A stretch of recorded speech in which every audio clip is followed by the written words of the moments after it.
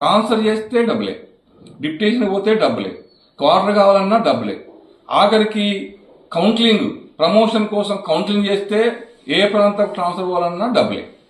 మరి ఇంత అధ్వాన్నమైన పరిస్థితి సింగరేణి అయితే రాబోయే కాలంలో గిన్నిస్ రికార్డ్ ఎక్కుతుంది. అందుకని సిఐటిగా మేము డిమాండ్ చేస్తున్నాం. రాక 6 సంవత్సరాల తర్వాత స్ట్రక్చర్ మీటింగ్ జరిగితే కనీసం ఒక్క డిమాండ్ ఏదో ఇచ్చింది, అది కూడా వస్తానన్న నమ్మకమే లేదు. చైర్మన్ లేకుంటే ఎందుకు కూర్చున్నారండి? ప్రధాన అందరు 50 మంది అన్ని రకరకాల డిపార్ట్మెంట్లు కూర్చున్నప్పుడు ఇవ్వగలిగిన వాడు ఇస్తాను చెప్పేటోడు లేకుండా సమావేశం ఏంటది? అందుకనే వెంటనే మళ్ళీ దీనికి సంవత్సరాల కొద్ది కాలయాపన చేయకుండా వెంటనే మీరు డిమాండ్ చేసి త్వరలోనే 10-15 రోజులలో మళ్ళీ ఒక సమావేశాన్ని నిర్వహించి మీరు ఎన్నికల్లో వాగ్దానాలు ఏవైతే చేసినారో ఆ సమస్యలని పరిష్కరించడం కోసం కృషి చేయాలని చెప్పి మేము డిమాండ్ చేస్తున్నాం.